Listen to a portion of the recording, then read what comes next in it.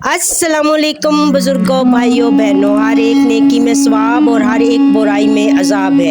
इल्म दीन पढ़ने और पढ़ाने वाले दोनों सवाब में शरीक हैं और जो इनके बगैर हैं उनके लिए कुछ बेहतरी नहीं। जो आदमी अपने मुजरम से इंतकाम ले लेता है वो फजीलत दुनिया और सवाब आखरत को ज़ाया कर देता है। अल्लाह ताला का सवाब इसके फरमाबरदारों के लिए और उसका अजाब इसके नाफरमान लोगों के वास्ते है। इल्म का सवाब तुझे हमेशा की जिंदगानी बख्शता है, कभी पुराना नहीं होता, तुझे जिंदा रखता है और कभी फना नहीं होता।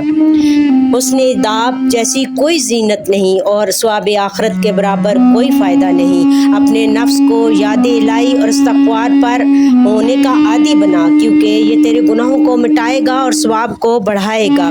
जो शख्स अल्लाह के अजाब से बेफिक्र रहता है वो बड़ी सज़ा पाएगा और जो उसके हुक्म को बजा लाता है वो इसकी बारगाह से अजर पाएगा।